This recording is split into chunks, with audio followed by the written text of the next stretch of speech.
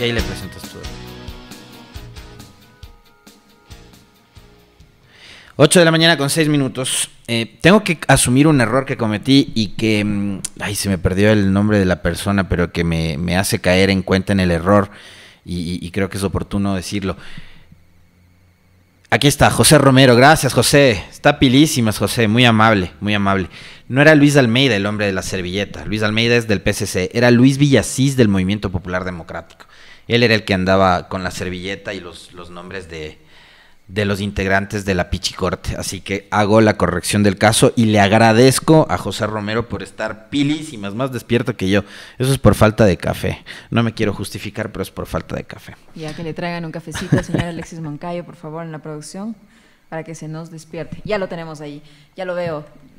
Procedemos a saludar entonces, siendo las 8:07, al señor Helio Peña, asambleísta de Pachacuti y presidente de la Comisión de Fiscalización. Don Helio, ¿cómo está? Buenos días, bienvenido. Gracias por aceptar nuestra invitación aquí en Pichincha Universal a través de su noticiero Punto Noticias.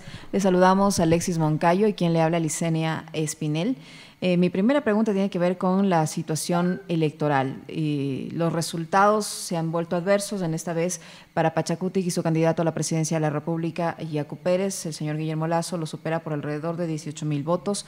No sabemos si esta situación será irreversible, todavía faltan algunas actas por ingresar, por contabilizarse, como son las del exterior y como son las de provincias alejadas, de acuerdo a la versión de la titular del Consejo Nacional Electoral. Sin embargo, ya se alistan movilizaciones, Pachacuti ha convocado sus bases para hacer una vigilia y respaldar a su candidato Yacu Pérez. ¿En qué instancia están ahora, don Helio? Buenos días, bienvenido. ¿Qué esperar ahora con estos resultados? Bienvenido, legislador. Buenos días, Licenia. Buenos días, Alexis. Un saludo cordial a los fieles oyentes de este medio de comunicación.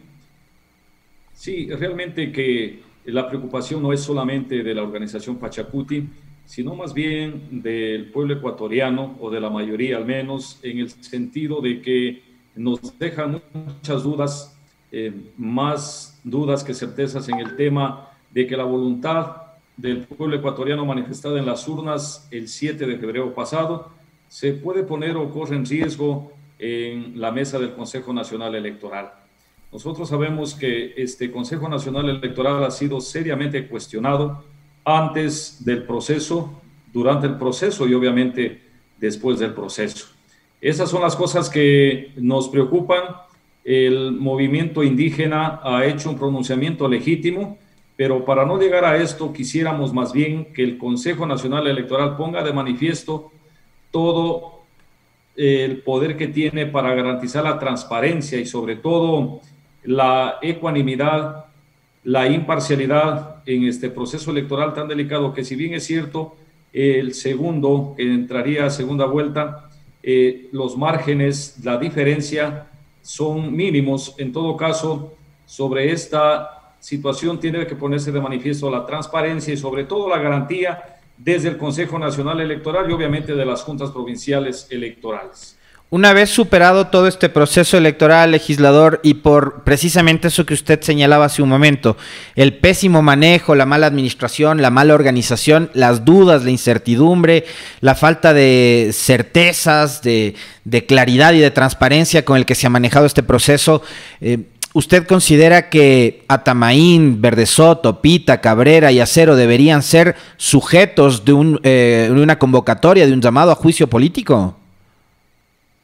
Mire, con todo lo que se ha dado en el momento previo a las elecciones, yo creo que debería analizarse este tema con profundidad, con detalle, sin querer interferir en el proceso electoral. Obviamente, la Constitución, la ley nos dice que como quien es prohibido obstaculizar o obstruir el proceso, pero eso no limita a que desde la Asamblea se pueda hacer control político, sin perder de vista que también hubo un compromiso del Consejo Nacional Electoral de estar informando periódicamente sobre el avance y las novedades del proceso electoral. En todo caso, ellos son sujetos de control político sin deslindar también la responsabilidad que tiene el Tribunal Contencioso Electoral para sancionar, obviamente garantizando el debido proceso y las garantías constitucionales a cada uno de los vocales del Consejo Nacional Electoral.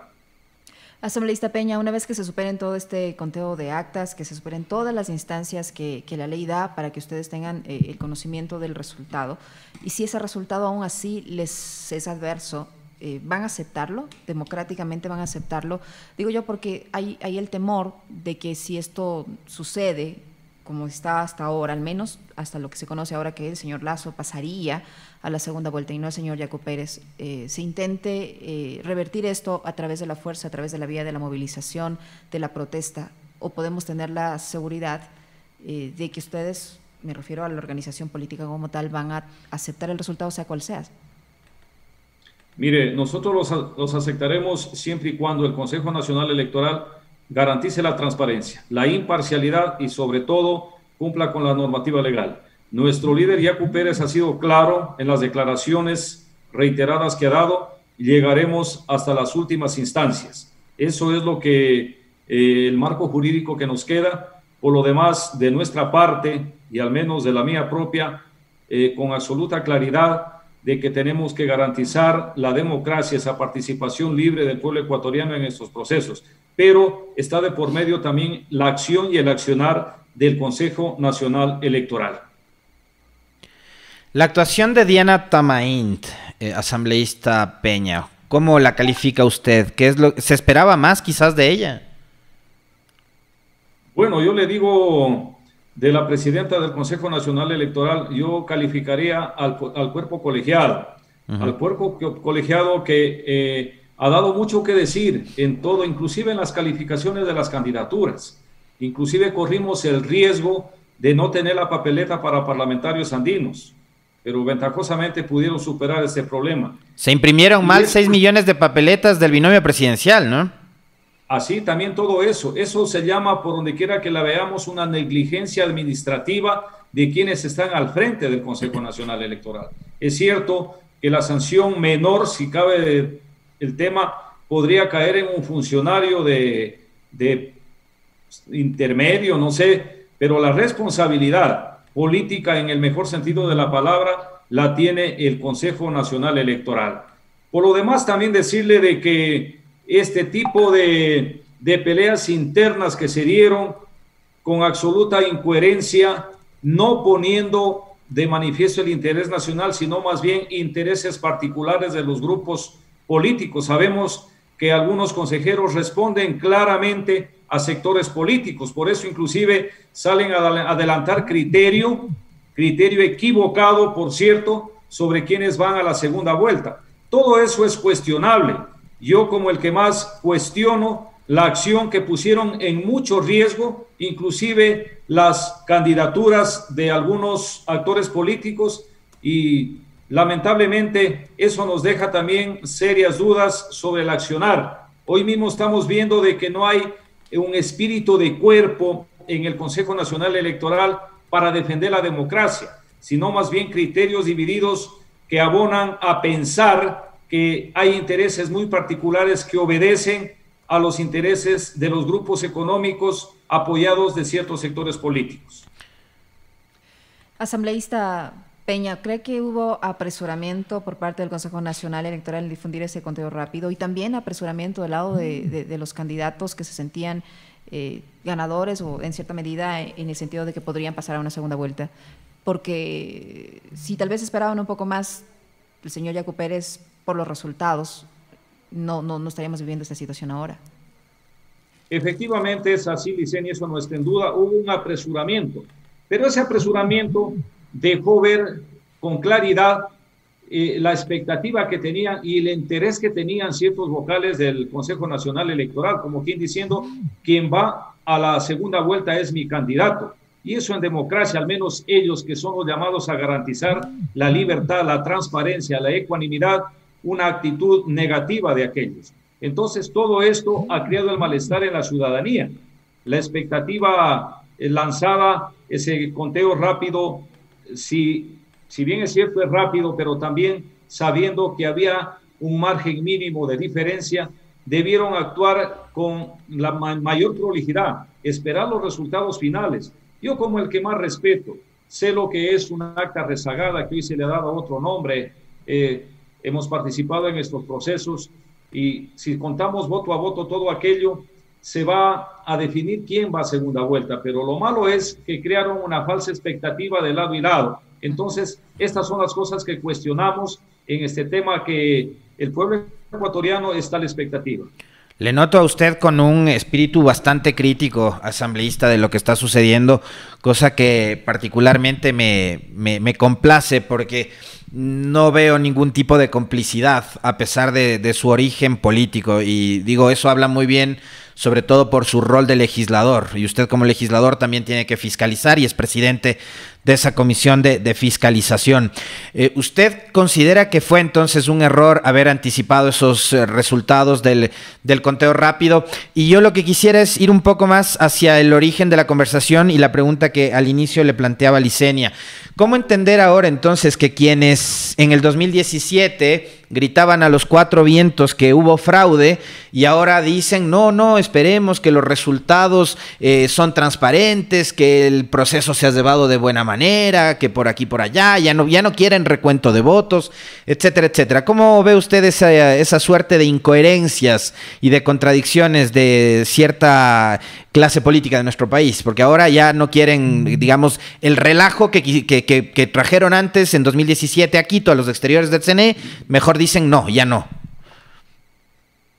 Claro, se acordará que decían se incendia Quito, vamos a incendiar Quito, decían. Correcto. También. Y ahora en cambio dicen lo contrario. Esa es una falta de coherencia, falta de principios democráticos, falta de principios de libertad, falta de principios de la verdadera participación. Y eso obedece también a que no responden al interés nacional, sino más bien a intereses particulares, intereses económicos que los empujan a este tipo de acciones. Yo he sido, mire, disculpe que me ponga como ejemplo, yo he sido electo en 3 ocasiones y lo que he hecho es esperar la voluntad popular reflejada en las urnas, pero sobre todo a la expectativa de que nos garanticen la transparencia desde las entidades a llevar este control, más no estar atento a las especulaciones que pueden venir de cualquier sector político. Estas son las cosas que nos ponen en duda y sobre todo también se ve una desesperación por llegar al poder. ¿Para qué? Es lo que nos preguntamos. No así lo de nuestro compañero Yacu Pérez. Él es un luchador de trayectoria, es su primera candidatura a nivel nacional para presidente de la República. No así del otro candidato que entra en un estado de desesperación y obviamente eso es lo que los hace agitar, sobre todo causar incomodidad en el pueblo ecuatoriano. Pero también, Licenia y Alexis, me preocupa y debe preocuparnos el silencio de algunos actores políticos que estuvieron detrás de la candidatura del señor Lasso. Eso debe preocuparnos. ¿De quién, por ejemplo? ¿A quién se refiere, don Elio? Bueno, a los actores políticos cabezas, en este caso el señor Nebot, por ejemplo. Entonces, como que eso también nos deja una tela de duda para pensar que hubo una confabulación y diciendo, esperémonos que todo va a salir bien a favor de nuestro candidato. Me refiero al candidato de ellos. Sí, suena raro, porque en otros momentos ya habíamos visto autoridades del municipio de Guayaquil diciendo que no va a permitir el ingreso de militantes de Pachacuti y de sectores indígenas, como ocurrió en octubre pasado. Sin embargo, ahora han mantenido un sospechoso silencio frente a la situación que está atravesando el movimiento Pachacuti por el tema electoral. Asambleísta Peña, ¿por qué antes, como movimiento Pachacuti, no cuestionaron estos altibajos que ha tenido el proceso electoral desde que comenzó su organización? Porque han tenido muchos altibajos. Para otras personas son irregularidades, pero yo quiero denominarlos altibajos. Muchos problemas sobre los cuales Pachacuti, como tal, guardó silencio durante todo el proceso y resulta que ahora, cuando el resultado les es adverso, cuestionan la legitimidad o la organización del Consejo Nacional Electoral en su conjunto. Mire, Licenia, no hemos guardado silencio. La organización del Pachacuti ha sido la que más bulla ha hecho en previo a las elecciones. Y obviamente para algunos parece raro, hablaban de división en el movimiento indígena, de división entre la CONAIE, de división en el movimiento a nivel interno. No es así. Más bien yo tengo que decir al pueblo ecuatoriano que esas diferencias internas que existen entre las organizaciones son la esencia misma de la democracia. Y en estas bullas que hacíamos, en el mejor sentido de la palabra, era también un cuestionamiento al Consejo Nacional Electoral. Y eso es una cosa que para nosotros es normal. Lo que para nosotros resulta normal es ese silencio que existió y sigue existiendo desde ciertos sectores políticos o grupos políticos o partidos políticos que tienen prácticamente patrones o tienen jefes que son quienes deciden que se haga lo interno de sus organizaciones. Con esto quiero decirle, Licenia, que nosotros hemos estado atentos al accionar del Consejo Nacional Electoral y cuestionando, obviamente, haciendo vocería. No es como nos hemos quedado. Por ejemplo, yo le digo, Licenia y Alexis, quisieron asociar a que Diana Tamaín es del Pachacuti. Ella se desafilió del Pachacuti hace algún tiempo. En tiempos del régimen anterior, me refiero al periodo del señor Correa.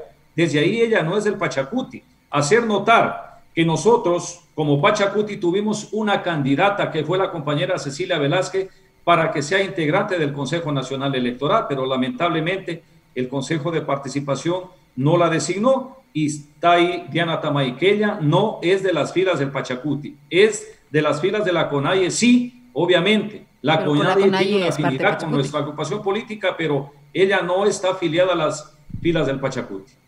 Asambleísta Peña, en el caso de que se ratifique la tendencia como va, que le pone a Guillermo Lasso al frente y como finalista para la segunda vuelta, yo no le voy a decir a asambleísta Peña por quién va a votar, pero sus ideas con quién coinciden más. Está Andrés Arauz y estaría Guillermo Lasso. ¿A quién podría usted respaldar? Su visión muy particular. Bueno, en principio yo le digo, mi idea va en la línea del clamor del pueblo ecuatoriano que quiere un cambio. Quiere un cambio que responda a los intereses del pueblo ecuatoriano, a las apremiantes necesidades. No queremos un gobierno asistencialista, un gobierno que quiera someter al pueblo ecuatoriano.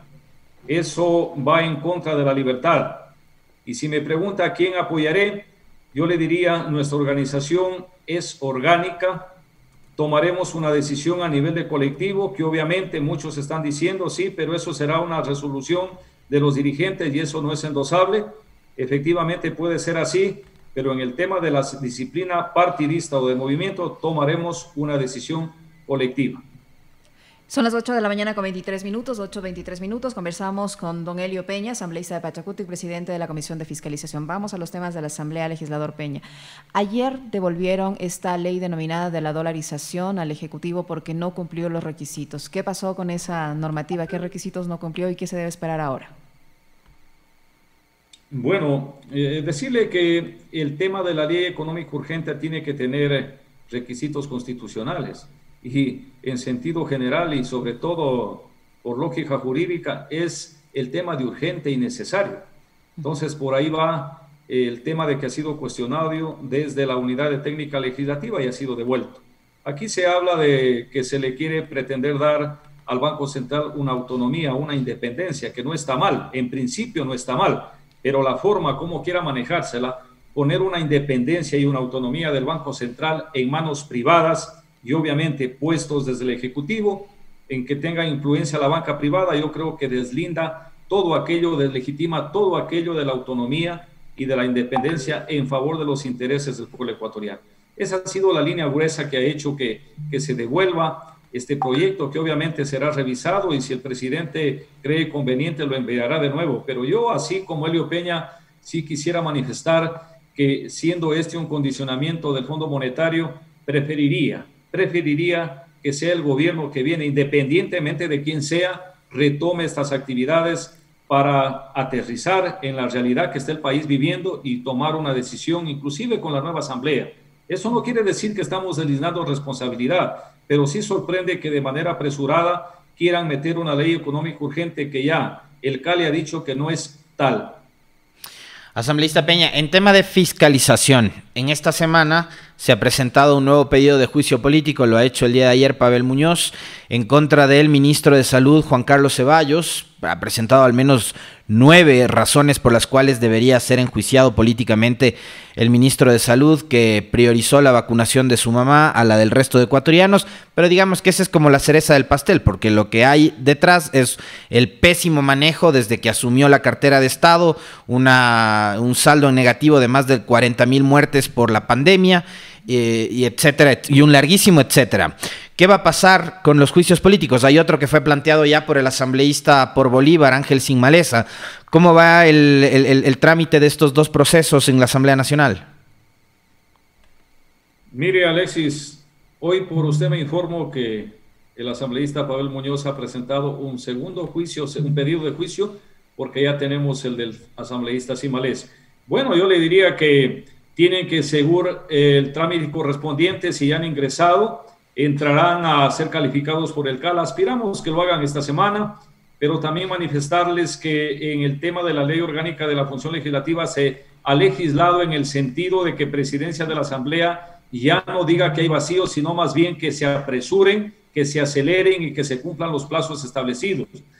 Porque el control político tiene que ser inmediato y oportuno. Cuando se demora ya pierde el sentido y la esencia, porque el control político es para que el ministro o ministra que cometió un error se vaya afuera y venga otro y no vuelva a cometer el mismo error. En ese sentido va el control. Cuando nos demoramos, por ejemplo, hagamos referencia al juicio de la señora María Paula a los 9 meses, 5 juicios pedidos contra el señor Richard Martínez, hasta ahora ninguno de ellos se deriva hasta la Comisión de Fiscalización cuando ya han sido calificados. Aspiramos que esta semana los califiquen y obviamente derivarán a la Comisión de Fiscalización, de la cual soy parte y modestamente soy su presidente, y haremos lo que corresponde, demostrándole al país que solamente se necesita decisión política y voluntad para garantizarle la transparencia y no abonar a la impunidad en este tema del control político. ¿Cómo están las cosas al momento en la Asamblea Nacional? El legislador Peña cree que sí hay causales, que sí pudiesen haber los votos para censurar al ministro de Salud. Mire, en los plenos que ha habido, en los que se ha cuestionado sobre todo el tema de los últimos acontecimientos en las vacunas, ha habido una vocería, ahí se anunciaron, y son 3 temas que podrían derivarse en causales de incumplimiento. Yo voy a hablar de los temas, no de las causales, porque aún no las conozco tipificadas estrictamente en los pedidos. Los temas, por ejemplo, la falta de respuesta a los carnés de las personas con discapacidad que son generados desde el Ministerio de Salud. Muchos nos están cuestionando, dicen, a ver, asambleístas, ¿qué han hecho con la depuración interna de aquellos asambleístas que tienen carnet con discapacidad? Mientras el Ministerio de Salud no emita los informes desde qué carnets son legales o ilegales, qué carnets se obtuvieron de manera fraudulenta y cuáles no, nosotros no podemos hacer nada. Entonces, este es un tema que está en serio cuestionamiento al Ministerio de Salud, independientemente de qué ministro esté, porque usted sabe, estas denuncias ya vienen más de un año y sabemos que estuvo una ministra, anteriormente otra ministra, y en fin. Entonces, ese es un tema. El otro tema, el incumplimiento a la ley llamada humanitaria, que de humanitaria no tiene nada. Yo por eso voté en contra y lo tengo que decir y repetir tantas veces. Ahí les vendieron una información o una propaganda a los servidores de la salud, que en la ley humanitaria les van a garantizar la estabilidad laboral. Yo dije claramente, y lo vuelvo a decir, lo dije en el Pleno de la Asamblea Nacional, para garantizar la estabilidad laboral de los médicos, las enfermeras y personal médico que estuvo en primera fila, no se necesitaba una nueva ley, una ley humanitaria. Tranquilamente podían proceder con la LOCED, pero aquí demandaba de una voluntad política y una coherencia con el personal médico desde el Ejecutivo, o sea, desde el Ministerio de Salud, y no les han cumplido. Más bien, la ley humanitaria se ha prestado para deslegitimar ese derecho justo que tienen los enfermeros, médicos y personal que ha estado en primera fila. Ese es un motivo de serio cuestionamiento. Y el otro que todos sabemos, ese clamor que ha habido, tanto rumor que resulta en verdades, el tema de la administración de las vacunas. Hoy mismo he escuchado una noticia, mire la falta, y ahora no les alcanzan las vacunas para cumplir la segunda fase. O sea, qué falta de planificación. Mire otro elemento importante, ¿cómo es que va a haber datos reservados o información reservada en las administración de las vacunas. Por Dios santo, eso solo en el Ecuador se puede ver. Puedo tener reserva de los datos del paciente, si cabe la palabra así, pero no de la cantidad y la forma como se va a administrar la vacuna. Asambleísta, sobre este mismo tema, el gobierno habló de un plan, ¿no?, de vacunación, de que iba a cumplir ciertas fases, decían que cada semana iba a llegar un lote de tantos miles de vacunas. Lo cierto es que después de esas 8,000 que llegaron hace 3 semanas, no ha llegado ni una sola vacuna más. Cuando se le preguntó a la secretaria de Comunicación cuándo llegaban y en qué cantidad, dijo, jajaja, no tengo idea, estoy en Washington, andaba de paseo la señora muy ocupada. Y ahora, ¿sabe qué? Algo que me llama mucho la atención es que yo no sé nada del ministro de Salud. ¿Usted sabe por dónde anda? Tal vez, asambleísta Liz, ¿usted sabe? Yo no he visto. No sé, como estamos además metidos en el tema de lo electoral, perdemos a ratos de vista las cosas que también son importantes, aunque no parecerían ser tan urgentes, y no sabemos dónde está el ministro de Salud ni qué están haciendo para enfrentar la pandemia.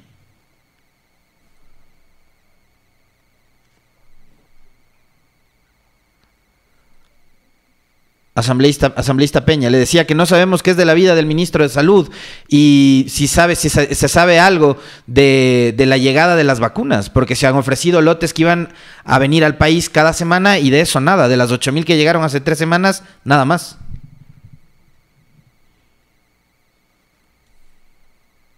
¿Ustedes como asamblea van a hacer algo? ¿Van a pedir información o algo? Esto da cuenta de la falta de política pública en salud y la falta de planificación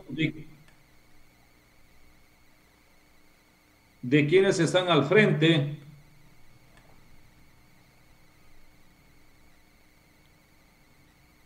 ¿Tenemos algún inconveniente con la señal? Con su señal, legislador Peña, no sé si nos está escuchando.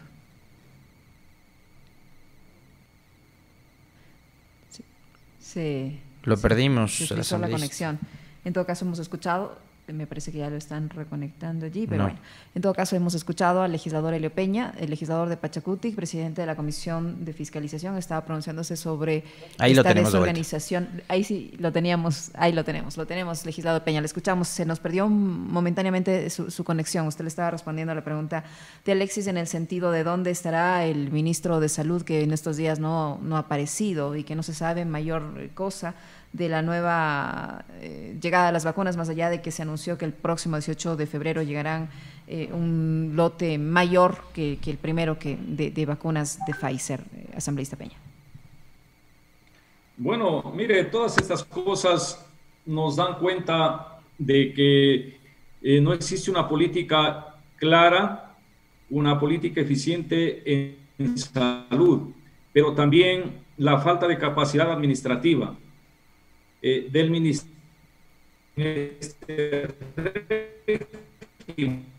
Yo diría sí, porque desde la Asamblea hemos sido la acción del Ministerio de Salud, independiente, nuevamente reitero, de qué ministro o ministra esté al frente. Es cierto que recursos nos faltan, siempre nos faltarán, nunca nos han sobrado, pero ahí va el tema de la planificación y la priorización de las necesidades. Hoy todo el mundo tenemos que estar hablando de la política de las vacunas, de priorización de los recursos para las vacunas, pero lamentablemente no hemos visto aquello. Más bien tenemos las dudas. Yo como el que más no comparto ese criterio del señor ministro, dice yo soy técnico, eso no está en lugar a dudas, ha dicho que es un científico, tampoco está en lugar a dudas, pero que no es político. Ese es un error craso, porque hay que entender que el ser político es para tomar decisiones en beneficio del pueblo ecuatoriano, y si no las vamos a tomar, yo creo que está por demás estar en una función de tan alto nivel y tan llamada a solventar las necesidades en el tema de la pandemia, sobre todo. Estas son las cosas que nos dejan una clara lección de qué es lo que no tenemos que hacer en el futuro. Muchísimas gracias, legislador, por su tiempo, por su apertura, por habernos acompañado en esta entrevista. El legislador Helio Peña, legislador de Pachacutic y presidente de la Comisión de Fiscalización. Muchísimas gracias. Muy amable, legislador. Gracias a usted. Ofrezco las disculpas por las interrupciones que ha habido. Estoy en un lugar bien difícil para acceder a las redes. Estoy en un lugar de la Amazonía, un lugar de la frontera, Esos son los inconvenientes que tenemos. Ofrezco las disculpas, Licenia y Alexis. No se preocupe, le entendemos perfectamente. Muy amable, gracias. Que tenga un buen día.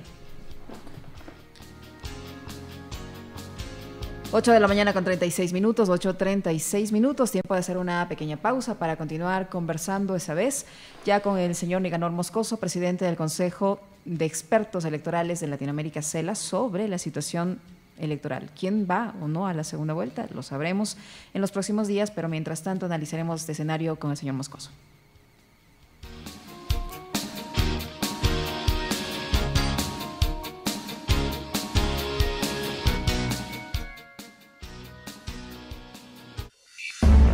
Ingrese a nuestro sitio Facebook, Pichincha Comunicaciones.